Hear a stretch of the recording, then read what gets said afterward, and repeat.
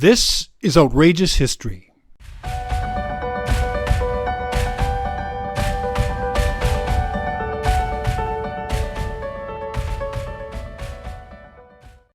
Hello, I'm Ernest Granson, and welcome to Outrageous History. Rhetoric, the predecessor of propaganda, publicity, public relations, spin. Plato called it a false art. Aristotle believed it could create community. What do you think? Does rhetoric or its supercharged descendant spin take advantage of us, or does it have value? Does it contribute to the democratic process, or does it bypass democracy?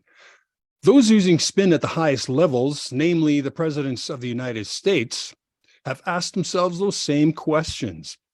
According to David Greenberg, author of The Republic of Spin, An Inside History of the American Presidency, chief executives as far back as Teddy Roosevelt employed some sort of public relations strategy.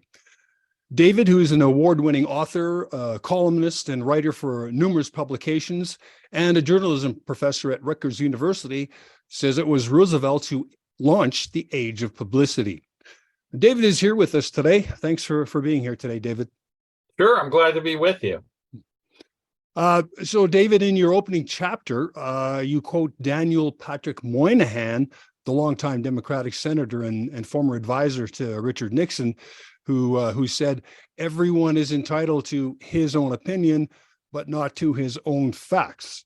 So, do you think that sums up how most people feel towards spin? Right. And, I discovered in my research that Moynihan, who always gets credit for that quote, did not really originate it, that a similar phrase was coined by Bernard Baruch, the financier and political advisor from FDR's time. But I think there's a reason that idea, that phrase, that saying has become so widely quoted.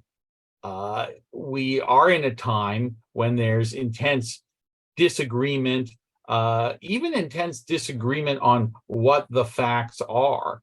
The notion that we should reach for a kind of common realm of fact, common reality, and then can argue about it, suggests a much more appealing view of political discourse, civil society, than the one we seem to have entered into in recent years, where we don't seem to agree on the facts anymore. But I'll say this too, even in Moynihan's time, there's a problem with that saying. I mean, there's a value in it, obviously, but the problem is this: many of our disagreements have been not just about what the facts are, but about what priority or weight or interpretation to give those different facts. And so sometimes simply saying, well, we have to agree on the facts is much easier said than done, because, any two people can arrange a set of facts differently to tell a very different story. Well, before we talk about spin or public relations for the presidents and what it meant to them that you did cover in the book, let's talk about those associated terms: publicity, public relations, propaganda, muckraking, and then spin. I mean, the definitions seem to have shifted somewhat over the last 100 years or so. Well, that's right. And one thing I do in my book, Republic of Spin, is to break down the last 100 years into different eras. In each era, I use the term for spin that was used at the time.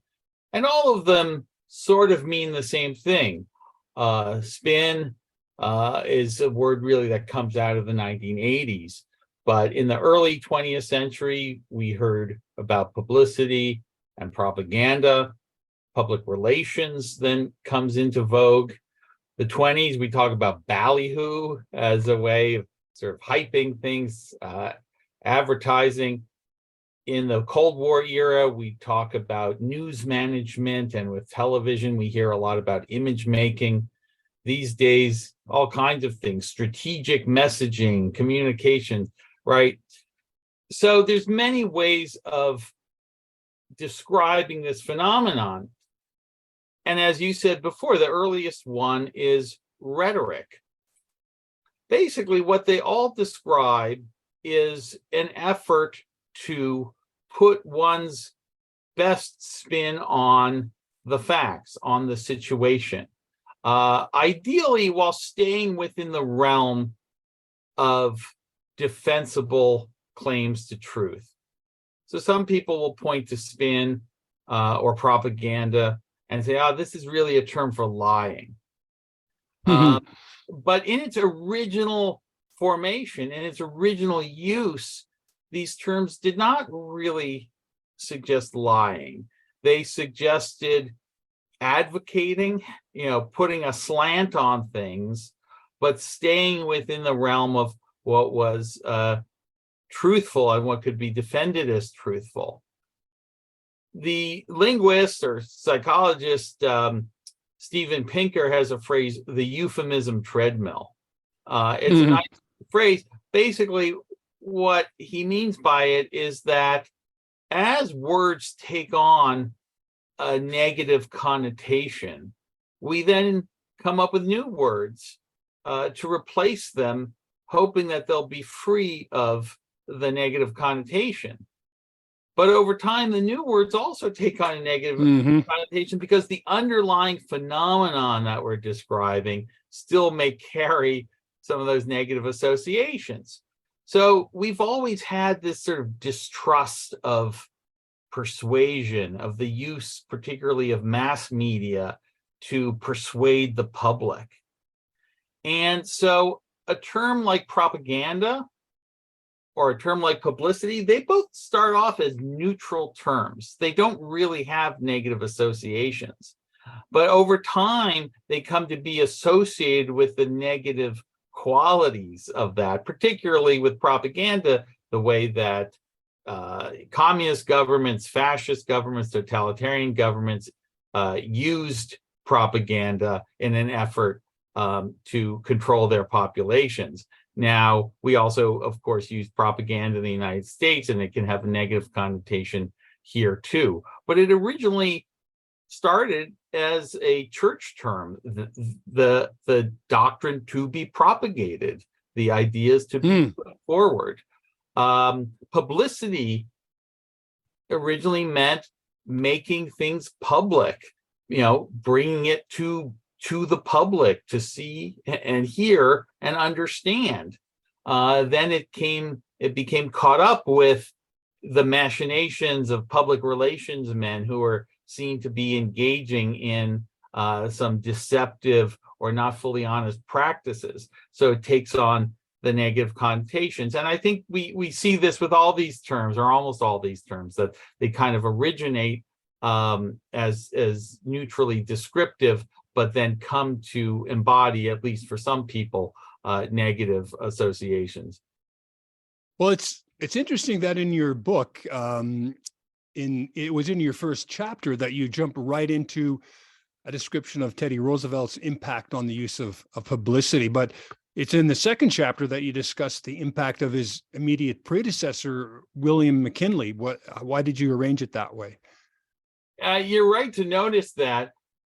I really think that Teddy Roosevelt was the most important figure in the American presidency in developing the whole machinery of spin, which is to say, of course, presidents before him tried to persuade the public of things and were concerned with how they crafted their image and their messages.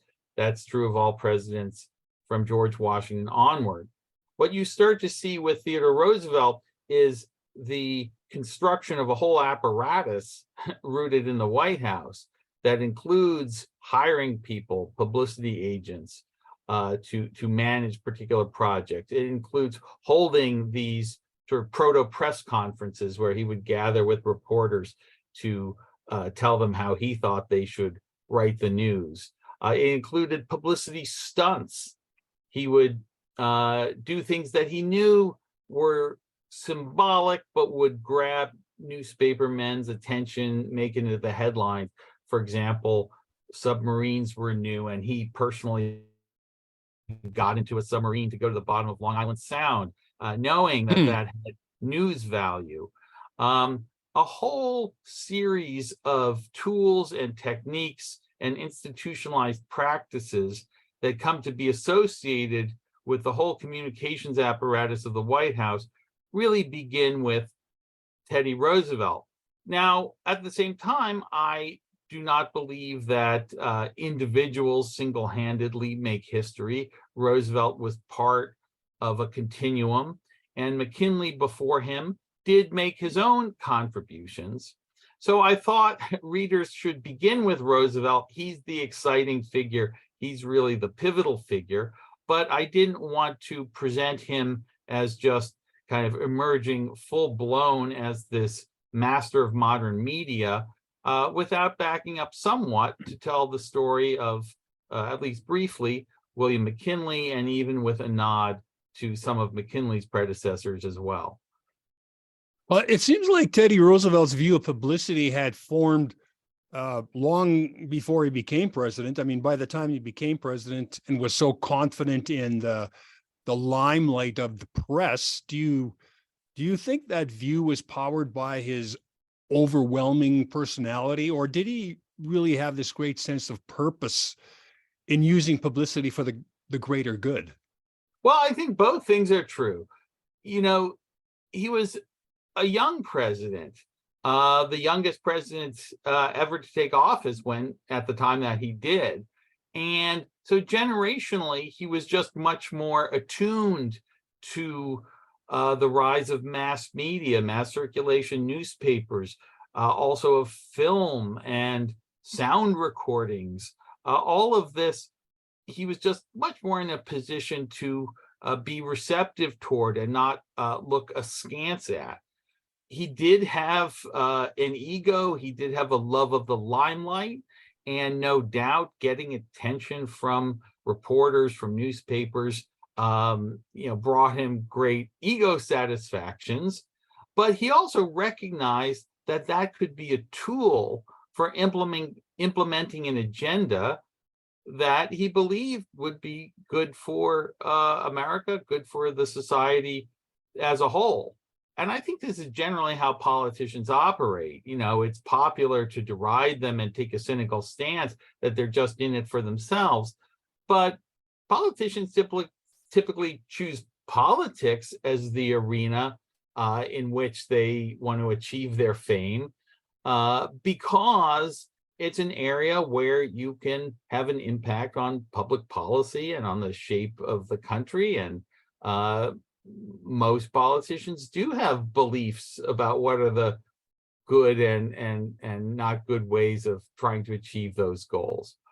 At Roosevelt's time, the United States was transforming from, really an agricultural society, a society of small towns, only loosely connected to one another, and being joined by transportation and communication into this much bigger mass society. And new problems were arising from the Industrial Revolution, social problems, economic problems, inequalities. And Roosevelt understood that in this new modern national society, direction had to come from Washington, and in particular from the presidency. And that would be the way to bring about progress. They were called progressives, and this was a tenet of progressivism, not so much as the term is used today, but as the term was used in his own time. A strong presidency, a president who spoke to and listened to the public. So in the 19th century, the American president was really an administrative officer, an executive. Congress was where the action was. If you were a reporter, you didn't cover the White House. There was no White House press office. You went to Congress where there were press galleries, you covered the debates. Again, that's where the action was. That starts to shift a little bit with Grover Cleveland, a little bit with McKinley, but really with Theodore Roosevelt, where the White House becomes the center of things, the driver of policy, and the subject of most of the political coverage and most of what the public is interested to know. Well, let's move on to the next president, Woodrow Wilson. He was considered somewhat old school after taking over from Roosevelt. He more or less deplored meeting with the press, but he did introduce the first biweekly press conferences. Right. And, I should say, we have skipped over, as my book largely does, William Howard Taft, who had one unsuccessful term in the interim. One reason Taft was unsuccessful was because he didn't really avail himself of Teddy Roosevelt's innovations regarding the media and communication. He had other problems too, but it is really Woodrow Wilson who is the one who builds on Roosevelt's understanding. Personality-wise, he was quite different, as you say, from TR. TR was gregarious, ebullient, effusive. Wilson cerebral, somewhat withdrawn, somewhat suspicious of reporters. But he did recognize, he shared a view of the president as an instrument of progress, and that the president, by communicating with the public, could lead the nation in new directions. And so in this sense, Wilson and Teddy Roosevelt were very much alike. He did, as you say, start with these regular press conferences. Roosevelt's had been sort of informal. People would gather, occasionally at his invitation to talk with him, but Wilson made it a staple, a regular practice, at least until the war came and he withdrew. It's probably something of an excuse to stop these, which he never particularly enjoyed. He also, used press secretaries and their press professionals to help him put out his message, to help, he gave many more speeches to the Congress that would be widely covered. So he was also communicating with the public. So he really did try to turn the presidency into a platform for communicating with the public, much more than Taft did or than the 19th century presidents did. Well, the Wilson presidency period was a crucial one, considering the development of the First World War. Wilson reversed from promising to keep the U.S. out of the war to creating significant support for the U.S. to enter the war. What public relations strategy did he use to do this?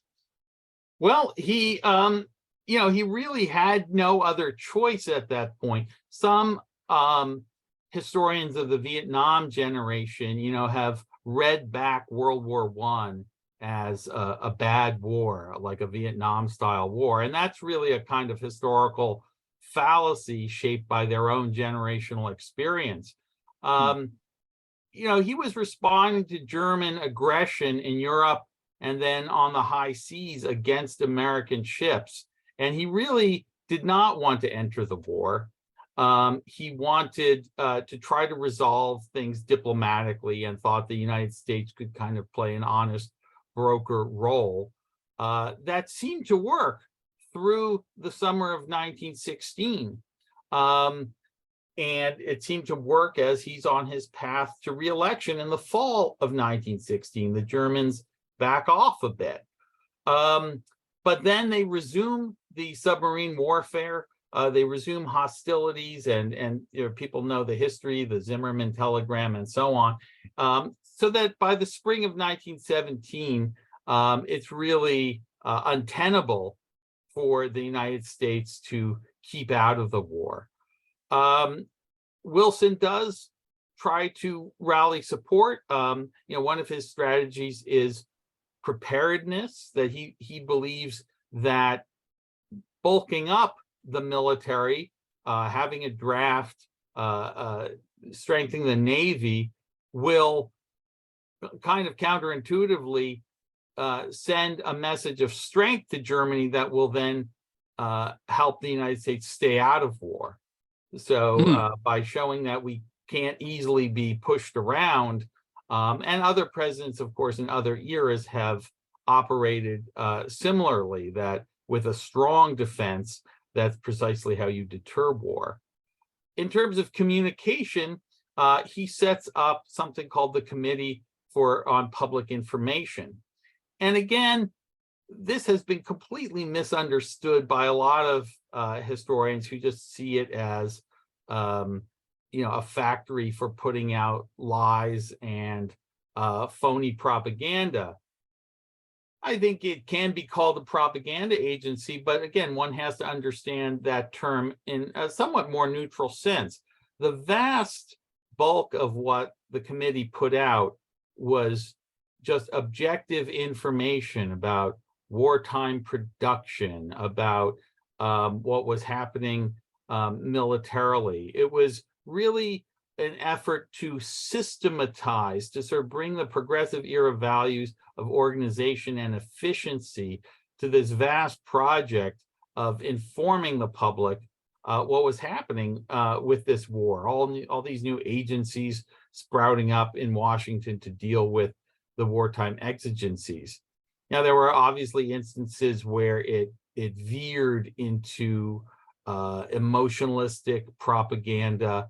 But most of the propaganda, interestingly, that we kind of remember as a demonizing the Germans was really done by private entities, by Hollywood or other outfits. It wasn't so much administration led, and Wilson did sort of want to try to hew to again claims that could be defended as factual, not to whip up hysteria. So there's a kind of, I would not even try to call it revisionist, because it really even dates to the 1920s, but kind of recent literature just portraying this as a kind of reign of witches misses this nuance of what Wilson was trying to do. So let's move over to Herbert Hoover. He came to office in 1928. He seemed to be destined to be a prime mover, considering his previous accomplishments in other public positions and his familiarity with public relations. But even public relations couldn't help him in meeting the challenge of the Great Depression. How did he try to handle that? It's interesting. We often think of presidents who are successful because they were skilled communicators, and those who were failures, as having failed because they lacked the ability to communicate effectively with the public. They're not getting their message across. We still hear this kind of talk today. In fact, I came to conclude through my research that the opposite was true, that many presidents, Jimmy Carter, Lyndon Johnson to some extent, and certainly Herbert Hoover, were considered poor communicators only after their program became unpopular, only after they failed to get the country out of certain problems. Carter, stagflation and the Iranian hostages, Johnson, Vietnam, and Hoover, the Depression. So when Hoover comes into office, he's hailed as a modern thinker, someone who uses the new arts of publicity to his benefit. He has good relations with reporters. In 1928, he runs this big campaign film, Master of Emergencies, that highlights his role first in World War I as the food czar, sort of helping to feed the hungry in war-torn Europe. And then in 1927, when he had been Commerce Secretary under Calvin Coolidge, when he was in charge of the response to the Mississippi flood of 1927, bringing rescue and relief to the middle part of the country. And that was seen as a triumph. And he touts this in this campaign film, which people can watch on YouTube. And so it really comes as something of a surprise when his reaction to the Great Depression is so ineffective. And again, I have to underscore, it's really his policies that are ineffective.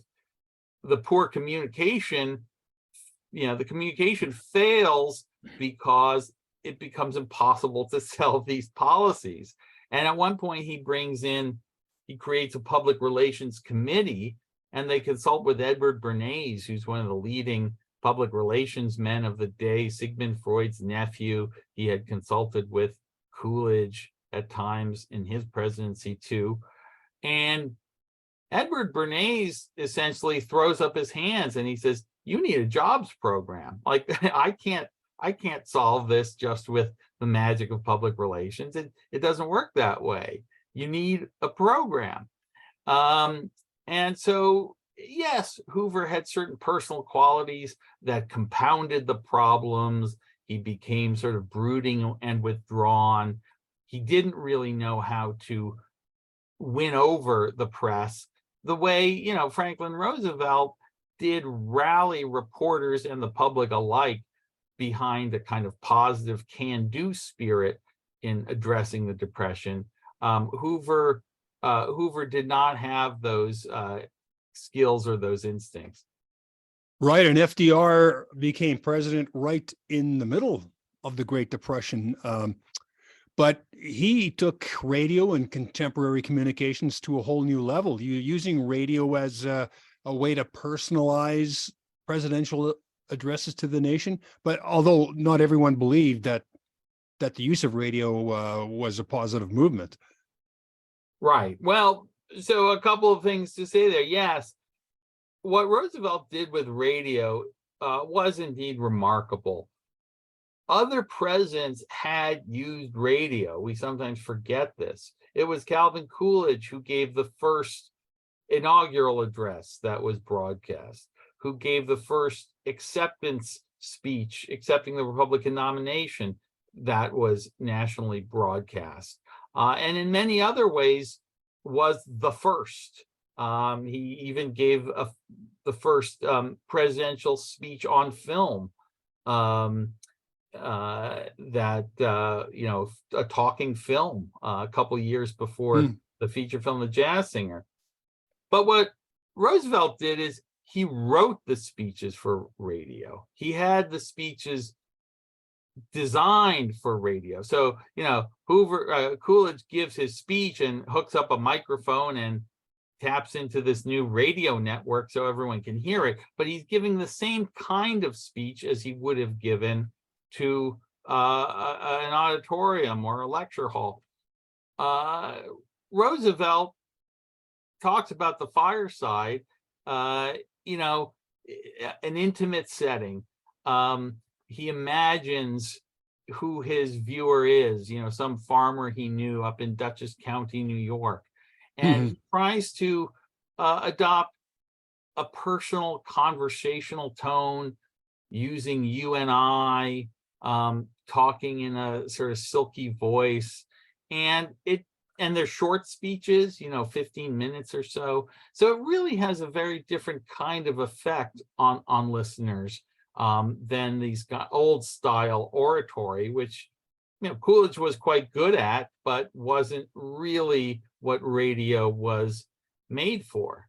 So in many ways, there's great hope surrounding radio in the 30s, especially when Roosevelt comes in, that this is a democratic medium, the sense people are listening, then they respond. The White House gets a flood of letters as never before, people who really feel touched by these speeches. But there's also recognition that demagogues, both abroad and at home, can use radio for their ends too. And, Hitler, of course, was a master of radio broadcasts.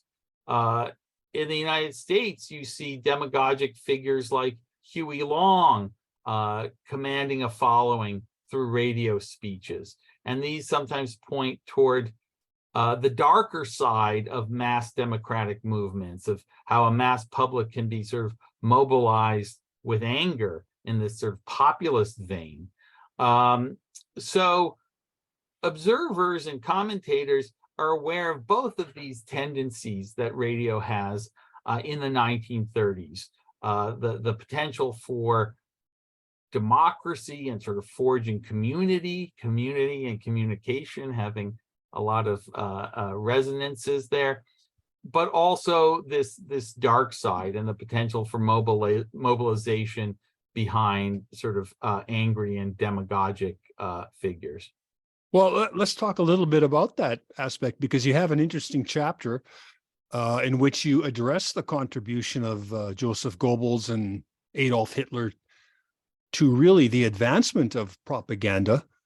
Tell us about that, and what effect did it have on the general population of not just Germany, but of the United States? Right. Well, the one sort of revisionist comment that I'll make is, we now know, I mean, it's not my own research, but from reading others, that propaganda was less sweeping and total than some of the theorists of totalitarianism thought. In other words, the real reason that Germany was able to, force its population in line was not propaganda, but was, the Gestapo, the secret police, state power, fear and intimidation, that people are sort of forced to fall in line because of the brutality and power of the regime. That said, Hitler was a master of propaganda. People who were the experts, read Mein Kampf and found it not terribly thoughtful or valuable book, except insofar as he deals with questions of propaganda and public persuasion. So this, poses a real threat.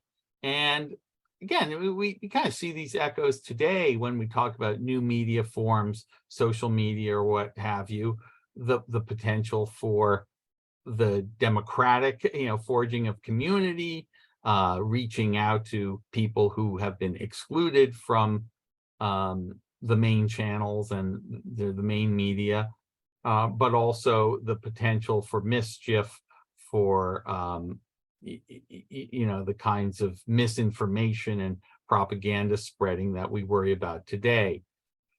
In the United States, there were certainly followers of Hitler. You had people like the radio priest, Father Coughlin, who starts off in this sort of somewhat left-wing social justice mode, but really veers into fascism and anti-Semitism, but has this enormous radio following. And there is, there's a kind of, in recent years, been a new historical interest in the right-wing fascist movements in America in the 30s and 40s that, had been typically written off as fringe. And of course, they were to some extent fringe, but they were much more, they're much bigger and more fearful than is commonly supposed. I mean, I have in there a photograph that, since I wrote the book, it's kind of become a more widely known incident. This huge German-American Bund rally in Madison Square Garden with, Nazi flags hanging, swastikas hanging from the rafters. George Sylvester Viereck, who was one of the German-American propagandists in World War I. And again, this is where the people like Adam Hochschild really lose their way. They think, all the propaganda in World War I was on the American side. No, there were a lot of German propaganda. Viereck then has the chutzpah in the 1920s to write a book called Spreading Seeds of Hate, or Spreading Germs of Hate, denouncing propaganda, not his own on behalf of the Germans, but George Creel and Woodrow Wilson's. Then, of course, later, Viereck goes to work writing for the Germans again, in this case, Adolf Hitler. So I think there's much more of a continuity between the Germany of World War I and the Germany of World War II than some historians suppose, and the same kind of willingness to use propaganda in, what was called an un-American fashion. I mean, the House Un-American Activities Committee originated not to look at communists so much as to look at homegrown fascists. So there's a real whole right-wing movement there that is quite skilled in its own communications that poses a threat in the 30s and even as the war, America joins the war after Pearl Harbor. Well, the 1930s also brought professional political consulting into the realm of politics. And you specifically talk about the firm founded by Clem Whitaker and Leon Baxter. So what was the effect of their firm? Right. So there are a couple of California consultants who come out of sort of advertising and journalism who really start trying to take the techniques and methods of public relations and apply them more systematically to campaigns. So this eventually gives rise to the whole field of political consulting. So nowadays, you would not run for, mayor of a small town, let alone president, if you didn't have a team of media professionals, public relations and advertising consultants who know how the game is played. So they were very skilled at thinking through how do we bring newsreels to bear on a political campaign? How do we blanket the press with a certain message each week about the opposition candidate? They were never afraid to go dirty, and negative campaigning, of course, is as American as apple pie and goes all the way back to the beginning as well. But when it's disseminated through these mass channels, radio, film, newspapers, takes on a kind of more sinister quality. And they ran a campaign in 1934 against Upton Sinclair, who was left-wing journalist running for governor, who made much of their involvement saying that their techniques were responsible for his defeat. That's probably not true. He almost certainly would have lost anyway. His ideas were just kind of too radical, even in the Great Depression, for the public to bear. But it certainly gave rise to a kind of mystique around Baxter and Whitaker, and they built a very successful firm that then again gave rise to other firms that saw commercial viability in providing their services to candidates for office up and down the line. Following the Second World War into the Cold War during the Truman and Eisenhower administrations, publicity or information communication was referred to as news management, as you referred to earlier. And as Eisenhower put it, psychological warfare is the struggle for the minds and wills of men. So how did those two presidents manage their government news during that time? Right. So, there's a recognition coming out of World War II that we don't want to go back into a hot war. And yet we have a new enemy that is quite similar in some ways to the old enemy. The Soviet communism has more, resembles Nazism and fascism more than it differs from it. Both represent closed societies, that deny basic freedoms. And the question is, how do we get the rest of the world on our side? Well, it becomes a battle for hearts and minds. It becomes a battle of persuasion. So in terms of the international arena, there's a real effort to develop tools and instruments for putting across the American, again, propaganda, if you will. Doesn't need to have a negative connotation in this context. The U.S. Information Agency, Radio Free Europe, a whole set of institutions to try to disseminate the American sense of, what makes our society, democracy, liberalism, the West, a more desirable option to totalitarianism and communism. And there are those, again, some of the same debates that we've had in earlier eras. Is it legitimate to resort to deception? Is it legitimate to mask the source of your propaganda? What they call black propaganda versus white propaganda. White, it was open, where it's coming from. Black, it was veiled. But, by and large, the American presidents see this as a method preferable to armed conflict. Obviously, there are wars, small wars, proxy wars that are fought throughout the Cold War. Margaret Thatcher's line about having been won without firing a shot always struck me as peculiar because, there was the Korean War, there was the Vietnam War. I mean, obviously shots were fired. But there was also a hope that military conflict could be minimized, and we could win as much as possible through the arts of persuasion.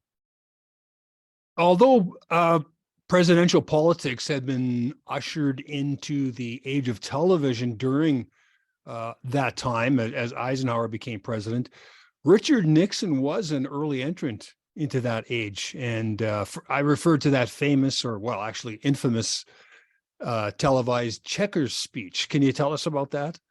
Right. So, yeah, to go back a bit to your previous question, as you're asking about news management, I was talking about the international side, but on the domestic side, presidents felt a need simultaneously to limit what they disclose to the public, while also using television and other channels to put out their most favorable images. So it's both publicity and disclosure in the positive sense, but because it's highly selective, it's considered news management. That phrase carries the connotations of someone sort of carefully calibrating what is it we let the public know. Now, it's still largely an open society. We're still learning a lot about what our government does. But there is that sort of sense of intentionality on the part of the Truman, Eisenhower, Kennedy, Johnson administrations. Nixon really uses television quite skillfully in 1952. And some readers may find that surprising or ironic because television was later seen as part of his downfall. At least in 1960, the story goes, he did not stack up well compared to John F. Kennedy in the first televised presidential debates. And that's kind of seen as one reason that Kennedy prevailed in a very close election. Partly, television was changing so fast so that the man who was skilled at it in 1952 had to keep up. By 1960 had fallen behind. 1952, it was really the year that televisions were entering American households. It was still something of a novelty, and so a relatively simple presentation, a straightforward presentation, could be quite persuasive. People just were not yet used to seeing a candidate, in this case, a senator running for vice president, go on television and lay it all out. Nixon was implicated in a scandal of sort of receiving sort of off the books payments from donors. And he was coming under pressure even to resign from the ticket. So he goes on TV to sort of make this case in his own defense.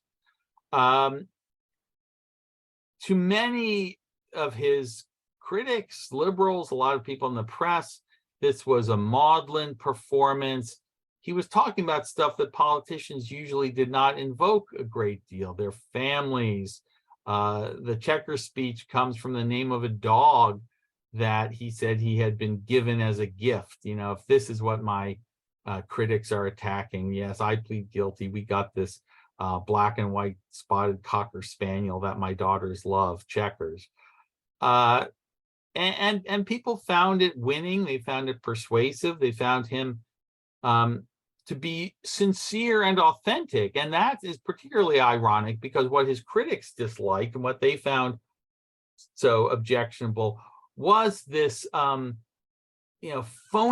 of it, and to hear it praised as sincere and earnest and genuine and authentic kind of just underscored the divide between a more liberal intellectual class that was scrutinizing this speech with kind of one set of opinions, and middle America, which viewed it very differently. Ironically, over time, it does become infamous that, especially with Watergate, Nixon's own mendacity becomes so central to how we understand the man that we look back, and the position that was the minority position in 1952, that this was a phony baloney speech, becomes sort of the dominant view of that speech 20 years later. Now, JFK was able to take full advantage of that newly developing television age, although he was already well aware of how to manage his own image even prior to to him becoming president and the Nixon-Kennedy debates. I mean, what do you feel was his biggest influence in being able to use the media? Both Nixon and Kennedy, it's again a little bit like I said about Teddy Roosevelt. They're younger. They're of a different generation. Eisenhower was the last president born in the 19th century. He really didn't know what he was doing with television. He did have the good sense to surrender himself to his television advisors. And like all presidents, he had his television advisors. He relied in particularly on a guy named Robert Montgomery, who was a film and television actor, producer, well-known, father of Elizabeth Montgomery, who was herself, television actress on Bewitched.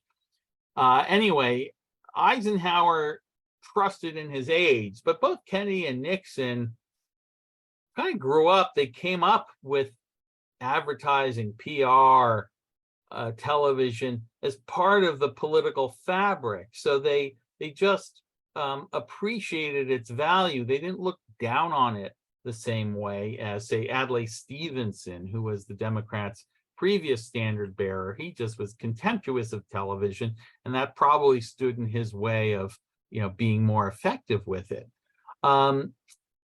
So Kennedy is young, he's handsome. He even wrote an essay in TV Guide, or I think even before 1960, I'm forgetting the exact year, where he talks about television as an important tool for politicians to use in communicating with the public.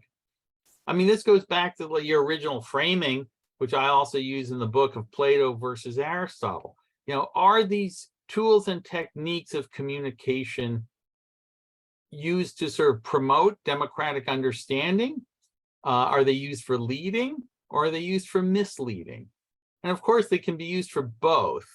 But politicians understand that there's really no choice but to avail yourself of these tools that are now there for politicians to use. Mass media, spin, this is the language in which politics in the 20th century is conducted, and it's just sort of foolish to disarm yourself of these things. And Kennedy basically understood that. He didn't see a stigma attached to television. This didn't mean he became a demagogue. He was far from it. He had a very kind of cool, witty, cerebral style. but it does say that he saw this as a way both of putting his message across to the public and also of trying to kind of win over the press corps and help himself that way. Of course, as president, he launches the first regularized televised press conferences. Eisenhower had some, but they were not live. So they were edited and they didn't have quite the sense of excitement or moment attached to watching the president live go before a questioning press corps, sometimes hostile, sometimes not so much, and field their queries. Now, Lyndon Johnson was an exceptional politician, wasn't he? I mean, even well before he became president upon JFK's assassination, and that included his relationship with the press, but it was always the elephant in the room during his terms, the Vietnam War. I mean, and that really contributed to the distrust of the presidency, didn't it? Absolutely. So again, like Hoover, he starts off winning praise as a communicator. You know, after Kennedy's death, he really rises to the occasion. He gives great speeches. He gives great television interviews with people like Walter Lippmann. And despite his lack of polish, you know, he certainly wasn't handsome like Kennedy or have the natural kind of savoir-faire. He has his own charms and his own strengths. He's not an unintelligent man by a long shot. And yet, when Vietnam starts to go south, those communication skills, anybody's communication skills, were not up to the task. It was a failed policy. And of course, this is compounded by a lot of lying and dissembling and withholding of information from both the Pentagon and the White House. That does give rise to a great distrust. Can we really believe what the president is saying? People have become now very aware of this vast machinery of speechwriters and press secretaries and pollsters and communications experts who have all these White House meetings where they're deciding what should be shared with the public and what shouldn't be shared with the public. Well, the public, knows enough to see that they are being manipulated. There's, it's actually not over Vietnam, but over the American troops being sent to Dominican Republic, that a headline in the New York Herald Tribune, a very popular paper at the time, no longer with us, unfortunately, talks about a gap in Johnson's credibility. And this gets shortened to the credibility gap. And that phrase then dogs Johnson for the next several years. And even Nixon dogs him too. The credibility gap is a phrase, we don't hear it so much anymore, used to signify that gulf between what the president ideally stands for and represents and the way he's being seen by the press and the public, and this question of, can we trust presidents to tell the truth? Well, interestingly, you stated that when Richard Nixon came into office, that the politicians of the last decades of the 20th century were less innovative than those of in the earlier parts of the century as far as publicity. But they use publicity with much more intensity. What did you mean by that? Right. So they're basically using the same tools and methods that are developed under Eisenhower, Kennedy, Johnson, and really, I think Nixon is kind of the peak, where you set up, task forces, interagency groups. How are we going to handle the campaign to launch a new policy initiative, to respond to something in Vietnam? There's, by the Nixon presidency, public relations is everywhere in the government. One work of political science referred to Nixon as having pioneered the image is everything presidency.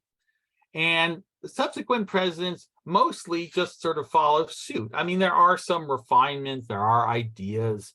I don't mean to suggest it's just a kind of plateau, but it's now at the point where any major presidential undertaking, or even a minor one, is going to be subjected to questions.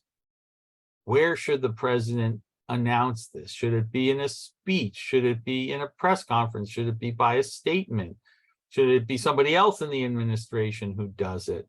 How? What words? What setting? All these kinds of questions just are always being asked.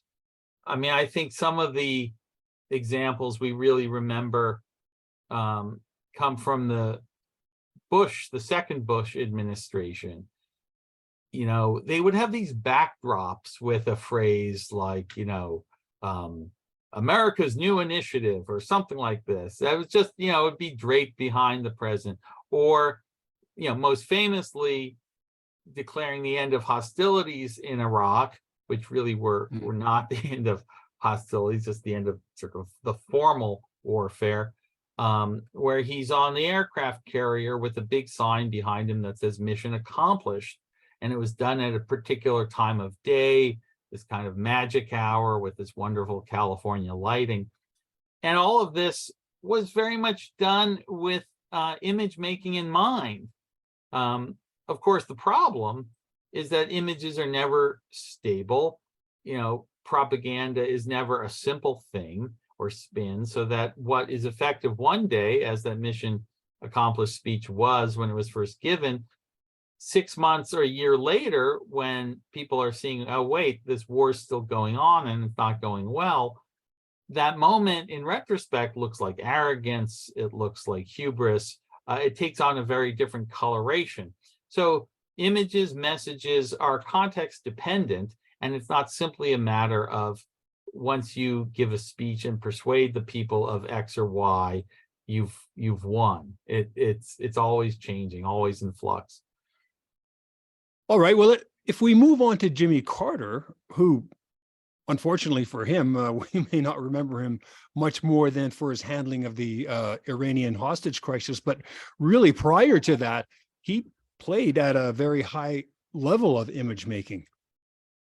And he still does. I mean, the kind of encomiums that have gone out to him since he announced he was moving to hospice care, you would think this was one of our greatest presidents. And of course, one's sympathies and thoughts are with him in his ailing days. But, he was as slick and manipulative and, a lot of people felt deceptive as any president. He comes in basically in a very successful 1976 campaign, understanding that after the Vietnam War and after Nixon's deceptions with Watergate, there was a hunger for something simple, stripped down, honest. And so he actually contrives this image of sort of simplicity and being down to earth, quite deliberately. He works with the kind of sensation young pollster Patrick Cadell, who has these theories of public alienation. He works with an advertising man named Jerry Rafshoon. And of course, the press, by now, after many years of presidents using these kind of tricks, is onto it. And they come up with the term Rafshoonery for the kind of tricks and manipulations. There's one New York Times Magazine cover that shows a beaming Jimmy Carter with his famous toothy smile in a television control room, sort of manipulating ABC, NBC, CBS, because he's seen at that time as such a skilled master. And again, like Johnson with Vietnam or Hoover with the Depression, it falls apart when his policies fall apart, when his policies fail to be up to the task of the economic and foreign policy challenges that he faces. At that point, he starts being portrayed as a media failure, the guy who tries to revive fireside chats but just can't do it, doesn't have the FDR touch, the guy who sort of collapses during a road race, or there's sort of all these negative, unflattering images, visual images of Carter out there in media land. I mean, one of my sort of favorite moments is there's a speech he gives. I think it may be his famous malaise speech or crisis of confidence speech, where he's trying to sort of rally the public behind conserving energy and pulling together in times of crisis. The Boston Globe, they hadn't written the headline for their editorial yet, so they put in as like an in-joke in the newsroom, "More mush from the wimp." They then left it in, so it published this way, and they had to issue a retraction and an apology. But there's very much an awareness that Carter was someone who had come up through skilled image making, but that that had its limits when it came time to govern. And now we come to Ronald Reagan, or as he was called, the great communicator. Now, as a communicator, was he really that great? Again, I think if readers pick up Republic of Spin, they'll find that I have, you could call it revisionist, but I try to introduce complications into some of these simple historical understandings we have. In many respects, Reagan was a great communicator. That is to say, he could give a very effective speech. He knew how to touch on certain tropes and kind of emotional language that evoked a simpler, earlier America. So from a written script, he could be quite good. But off the cuff, he was actually the opposite of a great communicator. He was a gaffe machine. And his handlers really kind of lived in fear of these gaffes, to the point that they sort of pulled him back, had him do fewer press conferences.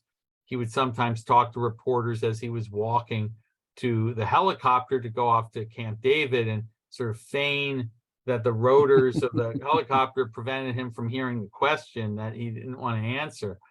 But he would say things like, he referred to Samuel Doe of Liberia as Chairman Mo, and when Sugar Ray Leonard came to the White House, he referred to Sugar Ray and Mrs. Ray. I mean, he was just always saying these gaffes, much like Dan Quayle or George W. Bush or other people. Reporters tried to hold his feet to the fire, but people kind of came to accept it for the most part. Well, this is part of who he was, and people liked him or didn't like him. And so he became known as the Teflon president, and that these gaffes and even certain scandals in his presidency didn't hurt him that much. I mean, that was only true to an extent. The Iran-Contra scandal did very much hurt him. His ratings, his approval ratings plummeted, and he really only ended his presidency on a strong note because Mikhail Gorbachev came to power in the Soviet Union, and they had this major arms reduction treaty, and the Cold War starts to thaw and then ends. But Reagan was really a mixed bag when it came to his public communications. In some controlled situations, quite good, and in others, a disaster waiting to happen. Now, when George Bush ran against Michael Dukakis in the 1988 campaign, Journalists were pointing out just how central the role of consultants had become to the presidential campaigns and presidents in general. For instance, as you mentioned, Time magazine called it the year of the handlers. Tell us a little bit about that period. Yeah, so again, this had really been building for many decades. We mentioned Baxter and Whitaker, several decades earlier. And it's in the 60s you start to see this explosion of professional consultants. By the 80s, it's just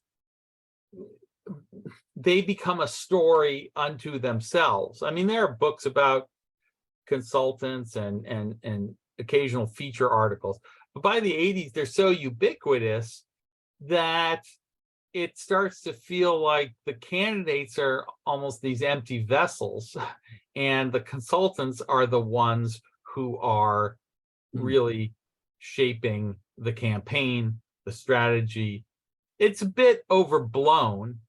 We tend to, if you think about Hollywood movies, from The Candidate to Wag the Dog, there's this old trope of sort of the, villainous or malign genius behind the politician who's this empty suit.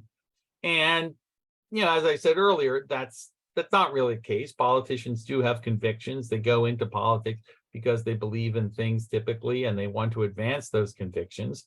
But of course, on the campaign trail, they often do trim and hedge and craft their words with such care so as not to say something wrong, not to alienate someone, that the press and the public sort of began to feel that it was all, phony and scripted, and they weren't really seeing their candidates because of all of this crafted, planned, cautious thinking that was urged on them by these consultants, or as they were called around the time, handlers. And the handlers term, especially, it's one that came up in relation to people like Reagan or Dan Quayle, Bush's vice president, who were seen as, too risky to let them just speak off the cuff and be themselves. So the handler implies someone who's always by their side, making sure that things go according to script. The news management intensity seemed to really ramp up when Bill Clinton took office. As we entered the 24-hour news cycle, as you point out, with new networks and channels, and we're bombarded by this proliferation of partisan political panel discussions. But Clinton too relied heavily on the polls, especially considering the numbers of crises that he faced. Yeah, and the polling is something else that really goes back. FDR used polls. I write about his pollsters. Really starts to take off with Nixon. I mean, that's where you see polling being brought in on any number of, I wouldn't say small decisions, but kind of just regular everyday policy questions. How do we do this? How do we do that? And, it continues pretty persistently to this day. Clinton also came to see that with cable television, it wasn't just the cable news channels, although that was part of it.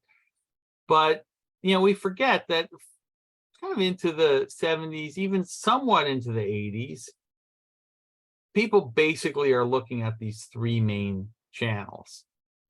And in the 80s and then in the 90s with cable, there becomes, this infinite number of options on television at any given time. This is, of course, pre-internet, but it means the president doesn't have that same pipeline to the public.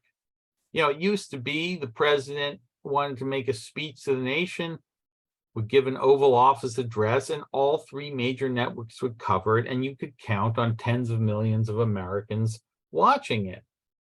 That's starting to crack in the 90s because people they don't watch it, or this network won't cover it. And Clinton starts doing things like using the Weather Channel to go on and talk about climate change, talking to, targeting messages to African Americans over Black radio. There's a kind of effort to say, okay, we have a new or changing media landscape, and we can't just rely on the big three networks and kind of the old strategies. We need to start tailoring our communications for different niche channels to reach different niche constituencies. And in some way, and local news. I mean, Clinton really would always get beat up hard by the Washington press corps. There was just a kind of hostility there.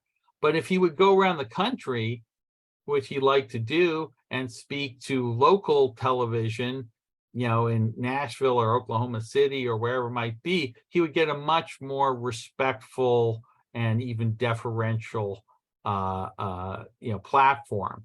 And the local news anchors would be less inclined to kind of hit him hard, like Sam Donaldson or someone like that. And here's the president visiting our town, and why are you here, Mr. President? What's your message for people in our state? And that was another venue that he devised. And I guess for George W., his first political challenge took place right after his election, and those challenges followed throughout the Iraqi war. But really, during his administration, his publicity department was as efficient at managing the news as any administration. Yeah, Bush really imposed a kind of discipline. So for at least for most of his administration, there was a sense that everybody was on message, everybody was following the same talking points. Many White Houses, there was this kind of chaotic feeling where, people were backstabbing and bad-mouthing one another, and an enterprising reporter could really go get all these different perspectives and find out about the conflicts and the doubts within the administration. Bush, at least sort of in his first term, was very good about imposing that discipline. And particularly because we were at war, it came to feel to a lot of people that the discourse and debate was being stifled. Now, I don't think there was anything, illegal or even necessarily undemocratic about an administration saying we need to stay on message. I mean, that's how communication works. But it did give rise to this kind of embattled feeling that we're getting something of a wartime propaganda machine. So now in the mid 2000s, we enter into the world of social media, and also into that claim of no spin, or another way to phrase it, authenticity. And those descriptions were supposed to apply to both Barack Obama and his Republican opposition, Senator John McCain. Was there such a thing as an authentic candidate for those? Right. This goes back to what we were talking about a few minutes ago with, say, the Time Magazine Year of the Handlers cover. The public by now is so aware of the layers of spin and image and message craft that go into every public statement, every candidate's posture, that they're kind of hungry for someone who seems to reject all that. And of course, different candidates do it to different degrees. But I think both Obama and McCain in 2008 really run presenting themselves as men who are different, as ones who talk off the cuff, who say what they really mean. And again, I'm not going to say they're complete phonies, because I do think, there were many times where you can see a McCain press gaggle where there is a spontaneity there, and he's kind of joking and conveying what he really thinks. And same with Obama, he could be very sort of thoughtful and straightforward and candid. But it is a myth to think that any politician refrains from the spin game. Again, it's just the language in which we talk. It's unreasonable or naive to expect that a candidate could avoid it altogether. And, with Obama, you really saw it in this very negative campaign he ran against Hillary Clinton starting in the fall of '91, but which he manages to do without getting his fingerprints on it too much, and trying to make her look like the one who's gone negative. So they had this slogan, "Change you can believe in." And at first blush, that seems like a hopeful, straightforward message. But it's also a dig at Hillary, saying you can't believe her, calling her dishonest, imputing to her an insincerity. And that's negative campaigning. And so he was very good at kind of, I think, having it both ways in that regard. McCain, too, obviously had to, accommodate himself. There were a sort of famous moment where he had said some negative things about some of the Christian right preachers like Jerry Falwell, that he then had to sort of walk back because he was in danger of losing the Republican nomination without enough evangelical Christian support. So he did political things too. But somebody asked me when I was writing this book, what would be an example of something a politician today says or does that's not spin? So pervasive is. And someone else actually who was in that discussion, just informal discussion among friends or colleagues, provided an answer. McCain at a rally, was with this angry crowd who was attacking Obama. And one woman in the crowd said something like, well, he's an Arab, he's not American. And McCain just, you could see, like, dropped everything. And he said, no, ma'am, he's a good, decent man. He's a family man with whom I happen to disagree with on a lot of issues. But you could tell that that was just spontaneous and from the heart. And my friend said, he wasn't spinning then. Like that was, he was sort of trying to break out of the question of what would my handlers or consultants want me to say, and what's the right thing to say here. And I do think politicians are motivated, at times by a desire to do what's right, to do what they think is right. They have lines they will not cross when it comes to spinning or image making. But the pressures are such that a certain degree of calculation seems to enter into so much political speech, so many political appearances these days. Well, so finally, David, Republic of Spin was published in 2016, right? Yeah. So, but a whole new level of publicity was taking place at that time, well, with the shocking election of Donald Trump. But even more recently, we've seen the world of communications turned upside down with the emergence of fake news and the development of artificial intelligence. Now, at least in the past, as humans, we were able to put on our cynicism antenna and be reasonably able to sniff out propaganda. With all of this new technology taking place, do we still have a chance at doing that? I think we do. I noticed this about Trump too, that, unfortunately, my book went to press before Trump really emerged as a candidate in the 2015-16 election. So he's not in the book. And I would go on book tour and get all these questions about Trump. So it did force me to sort of think about him and what had this century of research, a century of American history that I had researched help teach me, that would help me understand Trump. And I considered actually for a moment writing an epilogue or sequel. I even had something of a title like Fake News, Alternative Facts, and Truthful Hyperbole, or Beyond. It was going to be called Beyond Spin, because I do think with Trump, there was a certain brazenness of the lying. And of course, all presidents have lied, and some, like Richard Nixon, lied a lot about important things. So we don't want to make Trump unique, but the brazenness and the casualness with which he lied.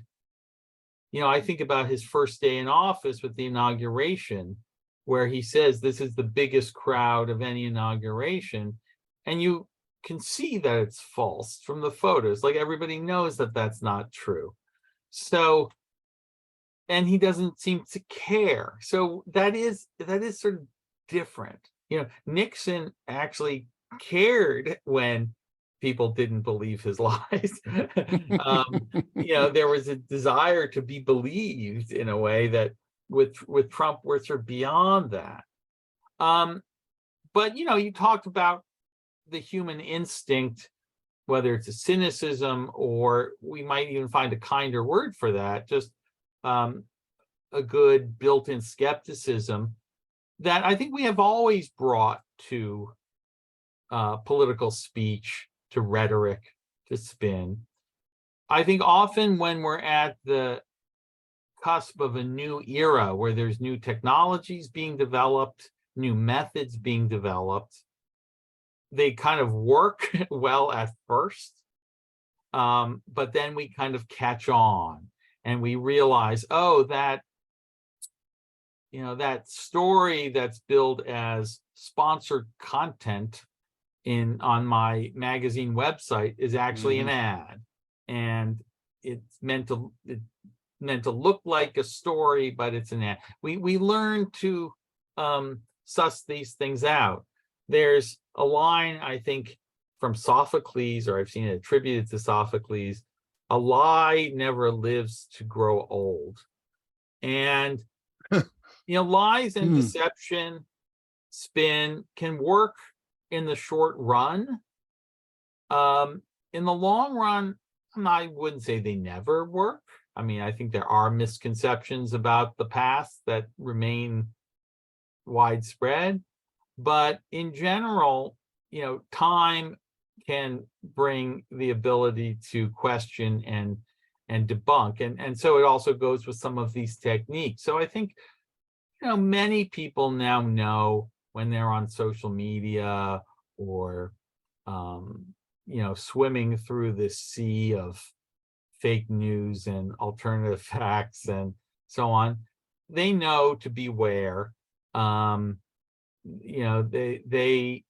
Sometimes we may jump at something, we have an emotional reaction, we think we know the full story, only to learn that, we only saw, 2 minutes and 10 seconds of that video, but the preceding 2 minutes or the ensuing 4 minutes showed a very different context. So I think people do have the capacity to learn. I think there is an inherent skepticism that people, particularly in a democratic society where you're inculcated with that kind of skepticism as a virtue. And it's a fine line, again, between a skepticism that says, okay, question authority, don't believe everything you read, which is good, and a kind of cynical nihilism that says, the government always lies to us, and, which is bad. And so it is a matter of calibrating it. But I'm not convinced that the human capacity to resist propaganda is any weaker than it historically has been. Well, David, I thank you so much for bringing this insight into the history of spin and its relevance to what we're experiencing now. Well, thank you. I've enjoyed talking about it, and hope listeners enjoyed the discussion. And I thank all of you for tuning in. Remember, for online information about this and other podcast topics, as well as more information about the authors and historians, log on to www.outrageoushistory.com.